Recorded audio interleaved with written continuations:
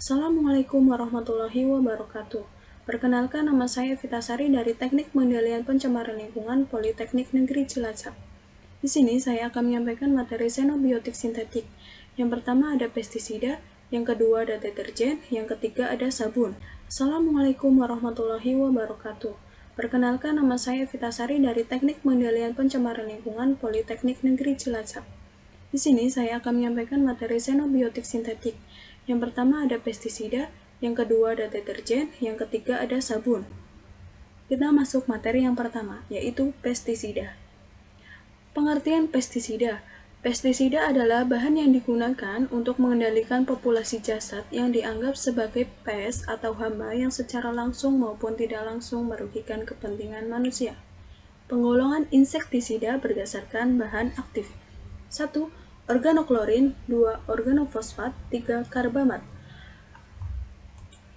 Organoklorin merupakan jenis pestisida yang sangat berbahaya, sehingga pemakaiannya sudah banyak yang dilarang. Organoklorin bekerja dengan mengganggu keseimbangan ion kalium natrium di dalam jaringan syaraf. Tingkat keracunan senyawa ini dapat bervariasi, tetapi seluruh senyawa organoklorin bersifat persisten dan dapat terakumulasi secara biologi. Kemudian, organofosfat. Organofosfat sangat toksik untuk hewan bertulang belakang. Dan karbamat merupakan pestisida yang mudah diurai di lingkungan dan tidak terakumulasi oleh jaringan lemak. Klasifikasi pestisida atas dasar toksisitas.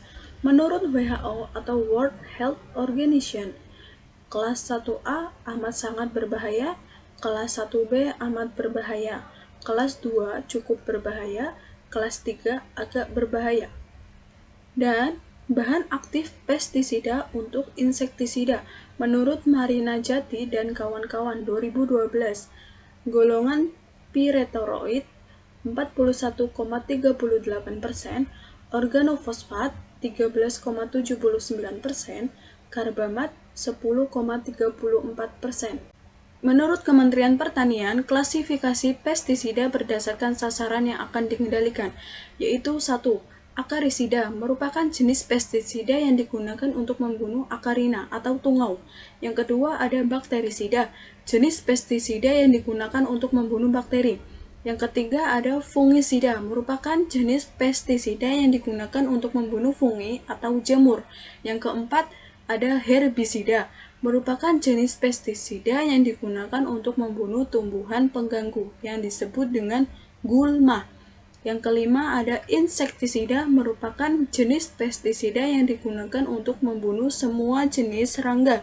Yang keenam ada moluskisida, merupakan jenis pestisida yang digunakan untuk membunuh moluska. Yang ketujuh ada algasida, merupakan jenis pestisida yang digunakan untuk membunuh alga. Yang kedelapan ada nematisida, merupakan jenis pestisida yang digunakan untuk mengendalikan nematoda atau cacing. Yang kesembilan ada pisisida, merupakan jenis pestisida yang digunakan untuk mengendalikan ikan. Yang ke-10 ada rodentisida, merupakan jenis pestisida yang digunakan untuk mematikan berbagai tanaman pengerat. Materi selanjutnya, klasifikasi pestisida menurut asal dan sifat kimianya dibagi menjadi dua, yaitu sintetik dan alami. Pestisida sintetik merupakan pestisida yang mengandung bahan beracun yang digunakan untuk mengendalikan organisme pengganggu tanaman atau OPT seperti serangga, gulma, dan jasad pengganggu lainnya. Sedangkan pestisida alami merupakan produk alam dari tumbuhan seperti daun, bunga, buah, biji, kulit, dan batang yang mempunyai kelompok metabolit sekunder atau senyawa bioaktif. Selanjutnya, klasifikasi berdasarkan cara kerjanya racun atau cara masuknya. 1. Racun perut. Racun diberikan dengan umpan karena bersifat penarik. 2. Racun pernafasan. Racun dengan bahan kimia yang berbentuk fumigan atau gas fosfin atau magnesium fosfida dan aluminium fosfida. Yang ketiga, racun kontak. Racun residu yang disemprotkan pada dinding dan langit-langit rumah. Kemudian debu desikan. Racun berbentuk debu hidroskopik yang dapat menyerap cairan tubuh serangga. Selanjutnya, dampak pestisida terhadap pengguna pestisida. Kontaminasi pestisida secara langsung yang dapat mengakibatkan keracunan baik akut maupun kronis terhadap hasil pertanian, keracunan residu atau sisa-sisa pestisida yang terdapat dalam hasil pertanian.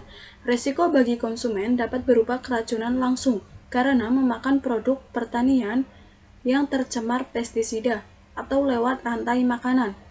Kemudian terhadap lingkungan, pestisida dapat merusak ekosistem air yang berada di sekitar lahan pertanian. Jika pestisida digunakan, akan menghasilkan sisa-sisa air yang mengandung pestisida.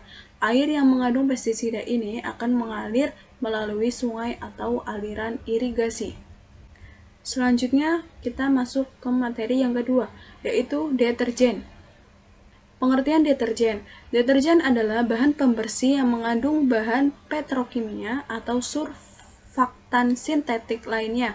Surfaktan merupakan bahan pembersih utama yang terdapat dalam deterjen. Surfaktan merupakan senyawa yang dapat menurunkan tegangan permukaan air dengan mematahkan ikatan-ikatan hidrogen pada permukaan.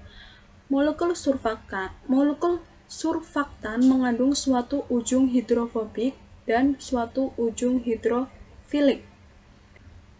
Klasifikasi deterjen berdasarkan bahan dasar atau surfaktan. 1. Deterjen non-ionik, 2. Deterjen kationik, 3. Deterjen anionik, 4. Deterjen amfoterik. 1. Deterjen non-ionik merupakan surfaktan yang tidak memiliki muatan pada permukaannya atau tidak terionisasi dalam larutan. Yang kedua, deterjen kationik merupakan surfaktan yang bagian permukaannya bermuatan positif.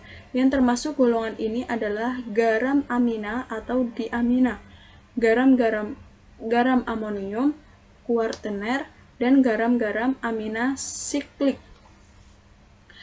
Yang kedua ada deterjen kationik, yaitu surfaktan yang bagian permukaannya bermuatan positif. Yang termasuk golongan ini adalah garam amina atau diamina dan garam amina siklik. Yang ketiga ada deterjen anionik. Deterjen anionik merupakan surfaktan dengan bahan aktif permukaannya bermuatan negatif. Yang termasuk golongan surfaktan ini adalah garam alkali dari asam karboksilat dengan panjang rantai karbon 12 hingga 16. Yang keempat ada deterjen amfoterik. Deterjen amfoterik merupakan surfaktan yang mengandung muatan positif maupun negatif pada permukaannya, tergantung pada pH larutan. Selanjutnya dampak deterjen bagi lingkungan dan ekosistem. 1. Memicu eutrofikasi. Eutrofikasi adalah suatu kondisi pesatnya pertumbuhan tanaman enceng gondok dan ganggang.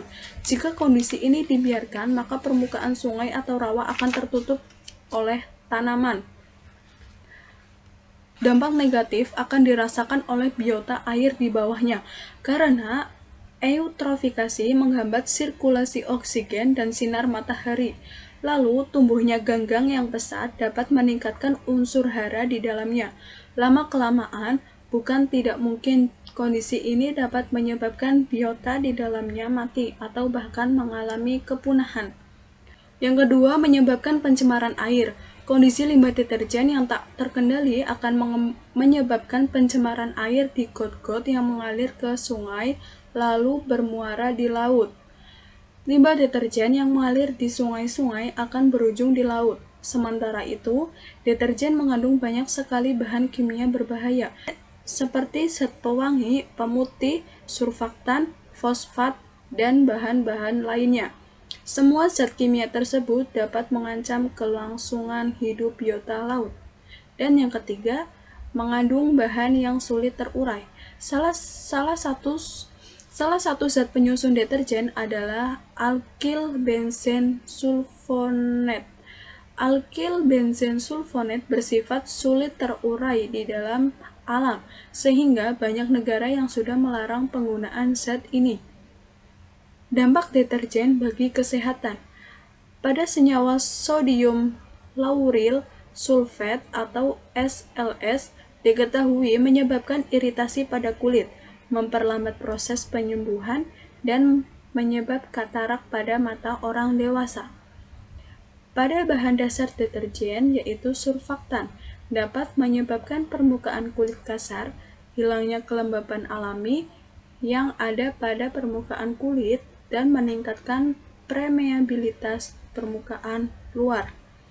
Meskipun demikian, kamu bisa melakukan berbagai upaya untuk meminimalisir dampak deterjen terhadap kelestarian lingkungan dan ekosistem.